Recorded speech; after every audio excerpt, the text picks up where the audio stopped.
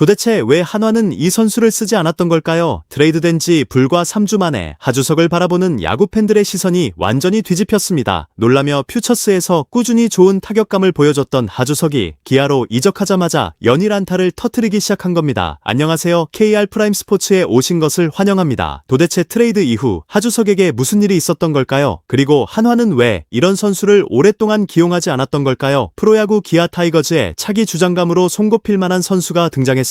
그런데 놀라운 건 본인이 주전으로 출전한 경기도 아닌 상황에서 어린 선수를 안타까워하며 자신의 노하우를 전수하는 모습이었습니다. 감동적으로 자신이 얻을 수 있는 기회보다 후배의 성장을 먼저 생각하는 모습에 야구 팬들의 마음까지 녹아내리는 분위기입니다. 불과 한 달 전까지만 해도 저 선수를 왜 이렇게 평가하지? 라는 반응이 있었지만 지금은 완전히 달라졌습니다. 이제는 무조건 호감이라는 수식어가 붙을 정도인데요. 트레이드 마감일이 가까워지고 있던 지난 7월 언제나 그렇듯 갑작스럽게 터진 트레이드 하나가 모든 야구 팬들을 놀라게 했습니다. 트레이드 발표 직후 온라인 커뮤니티의 반응은 상당히 싸늘했습니다. 자동차 회사가 모기업인 한화가 음주운전 전력이 있는 선수를 왜 영입하느냐, 1군에서 제 역할을 하던 불펜 투수를 내주고 2군에 있던 야수를 데려오는 게 말이 되느냐, 당시 대부분의 팬들 사이에서 이런 이야기들이 쏟아졌습니다. 트레이드 상대는 무려 15년 동안 한화 유니폼만 입고 뛰었던 클럽맨 하주석이었습니다. 그리고 반대급부로 기아를 떠난 선수는 기아 불펜에서 나름의 역할을 해주던 이형범이었습니다. 그런데 불과 3주가 지난 지금 이 트레이드를 바라보는 시선은 완전히 달라졌습니다. 강조하며 한화는 대체 왜 하주석을 안 썼던 거지? 이런 반응이 쏟아지고 있는 겁니다. 한 달도 채 되지 않는 시간 동안 도대체 무슨 일이 있었던 걸까요? 그리고 이 반전의 시작점에는 트레이드가 나오기 훨씬 전부터 이어져 온 묘한 이야기가 하나 있었습니다. 바로 김경문 감독과 하주석의 관계입니다. 시간을 트레이드 발표 이전으로 잠시 되돌려 보겠습니다. 하주석은 2026 시즌 초반부터 한화 1군에서 좀처럼 기회를 받지 못했습니다. 반면 퓨처스리그에서는 꾸준히 좋은 타격감을 유지하고 있었는데요. 트레이드 직전까지 퓨처스리그 32경기에서 타율 3할 2푼 7리를 기록했고 최근 10경기만 놓고 봐도 타율 3할 때에 나쁘지 않은 페이스를 보여주고 있었습니다. 강조하며 문제는 이런 성적을 내고도 1군에 좀처럼 콜업되지 못했다는 것이었습니다. 트레이드 이전 한화 타선이 좋지 않은 흐름에 빠져있던 시기에도 김경문 한화 감독은 하주석에게 쉽게 기회를 주지 않았습니다. 물론 이유가 전혀 없었던 것은 아닙니다. 주루 판단에서 흐름을 끊었던 장면도 있었고 감독 입장에서는 분명 고민할 수 있는 부분이었습니다. 하지만 한 번의 실수만으로 선수의 현재 가치를 전부 판단할 수는 없는 노릇입니다. 그런데도 계속해서 기회를 받지 못하자 야구 팬들 사이에서는 점점 다른 목소리가 나오기 시작했습니다. 이럴 거라면 차라리 트레이드로 새로운 기회를 주는 게 낫지 않겠느냐는 여론이었습니다. 또 이 시점부터 팬들 사이에서는 김경문 감독의 선수 기용에 대한 불만도 조금씩 쌓이기 시작했습니다. 이미 하주석이 감독의 구상에서 사실상 배제된 지 오래였다는 이야기까지 나왔는데요. 이런 정황들이 하나둘씩 모이면서 결국 일부에서는 상당히 강한 추측까지 제기됐습니다. 천천히 사실상 하주석에게 새로운 길을 열어주기 위한 트레이드였던 것 아니냐는 의혹이었습니다. 하지만 한화 구단은 이 부분에 대해서는 부인했습니다. 그리고 7월 23일 광주에서 열린 기아와 한화의 맞대결이 끝난 직후 두 구단은 동시에 트레이드를 발표했습니다. 한화 내야수 하주석과 기아 투수 이형범을 맞바꾸는 트레이드였습니다. 그런데 이 트레이드는 사실 기아 현장에서 먼저 움직인 카드였는데요. 이범호 감독이 프런트에 직접 요청해 성사된 거래로 알려졌습니다. 그 이유는 상당히 명확했습니다. 지난 겨울 자유계약 선수 시장을 통해 박찬호를 두산에 내준 이후 기아는 확실한 주전 유격수를 찾지 못하고 있었습니다. 대안으로 세운 선수들이 있었지만 불안한 모습을 보여준 것도 사실이었습니다. 그래서 기아는 트레이드 발표에서 하주석이 1루와 유격수 등 다양한 포지션을 소화할 수 있는 자원이며 1군 경험도 풍부한 만큼 팀 전력에 도움이 될 것이라고 설명했습니다. 반대로 한화는 이형범을 영입하면서 약했던 불펜에 힘을 보태려 했습니다. 이형범은 과거 마무리 경험도 있었던 베테랑 투수였습니다. 최근 데이터에서도 구속과 투심 움직임에서 경쟁력이 있다는 평가를 받고 있었습니다. 당시 야구계에서는 이 트레이드를 두고 양팀 모두 크게 손해볼 것이 없는 거래라는 평가가 나왔습니다. 하지만 동시에 투수가 금값인 시장에서 왜 굳이 이런 카드를 내놓았을까라는 의문도 있었습니다. 하주석은 트레이드 다음 날 바로 기아 1군에 등록됐습니다. 퓨처스리그에서만 머물렀던 시간이 길었던 만큼 일각에서는 우려 섞인 목소리도 나왔습니다. 하지만 모든 야구인들의 걱정이 무색하게 하주석은 곧바로 폭발적인 타격감을 보여주기 시작했습니다. 놀라며 결과부터 말씀드리겠습니다. 하주석의 이적 후 9경기 성적은 타율 3할 4푼 4리 29타수 10안타, 홈런 1개,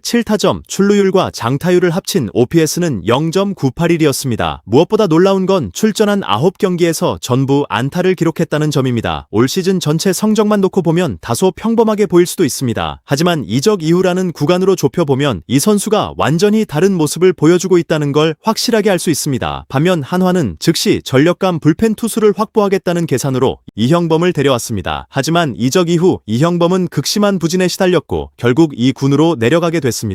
이닝을 쪼개 활용하려던 한화의 계획 역시 뜻대로 풀리지 않는 모습입니다. 양팀의 희비가 정확하게 엇갈리면서 야구 팬들의 시선은 다시 한화로 향했습니다. 강조하며 한화는 대체 왜 하주석을 안 썼던 것인가? 하주석이 이렇게 심상치 않은데 왜 더 일찍 기회를 주지 않았던 것인가? 이런 반응이 줄을 이루고 있습니다. 그리고 그 화살은 다시 한번 김경문 감독에게 향하고 있습니다. 시즌 내내 퓨처스리그에서 좋은 성적을 내고도 기회를 받지 못했던 선수가 팀을 옮기자마자 곧바로 자신의 실력을 증명해 버렸기 때문입니다. 진작 썼으면 어땠을까? 라는 가정과 안 쓸 거였다면 왜 그렇게 오랫동안 기회를 끌었나? 라는 뒤늦은 비판까지 겹치고 있습니다. 결국 이번 트레이드는 한화 입장에서는 두고두고 아쉬운 거래로 남을 가능성이 점점 커지고 있습니다. 물론 아직 시즌은 끝나지 않았습니다. 하주석의 반짝 활약이 남은 시즌 내내 이어질지는 조금 더 지켜봐야 합니다. 이형범 역시 2군에서 재정비한 뒤 다시 1군에서 기회를 잡을 가능성이 있습니다. 하지만 지금 이 순간만큼은 분명합니다. 트레이드 마감을 앞두고 나온 이 깜짝 카드가 두 팀의 순위 싸움에 상당한 변수로 작용하고 있다는 것입니다. 여러분의 생각은 어떠신가요? 이번 하주석 트레이드가 한화와 기아 두 팀의 시즌 후반 순위 싸움에 어떤 결과를 가져오게 될지 지켜봐야겠습니다. 그리고 하주석이 지금의 좋은 타격감을 남은 시즌까지 계속해서 이어갈 수 있을지도 팬들의 관심이 집중되고 있습니다. 시청해주셔서 감사합니다. KR 프라임 스포츠였습니다.